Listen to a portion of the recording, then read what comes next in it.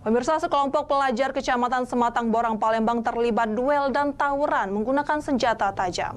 Aksi tawuran sengaja direkam sesama pelajar dan viral di media sosial. Dari rekaman video ponsel yang viral terlihat para pelajar mengenakan jaket dan helm melakukan aksi tawuran. Dari mereka juga ada yang terlibat duel menggunakan senjata tajam celurit besar. Terlihat beberapa kali mereka saling serang membuat para pengendara motor yang melintas berhenti. Saling serang dan saling kejar ini terjadi di Jalan Sunarna, Kelurahan Sri Mulya, Kecamatan Sematang Borang, Palembang. Para pelajar ini terlihat sengaja merekam menggunakan ponsel agar viral di media sosial. Kepolisian Sektor Sako Palembang yang mengetahui langsung gerak cepat menangkap para pelajar tawuran. 6 pelajar EK, IB, AH, IY berstatus pelajar, sedangkan RS 18 tahun sudah lama putus sekolah.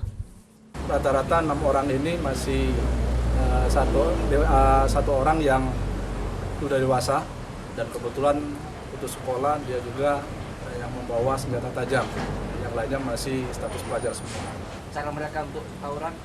Ya, jadi mereka ini spontanitas ngajak temannya dari sarana komunikasi, kemudian ketemu sama lawan ataupun sudah ada perjanjian sebelumnya, mereka melakukan aksi saling serang. Dari Palembang, Firdaus, iNews melaporkan.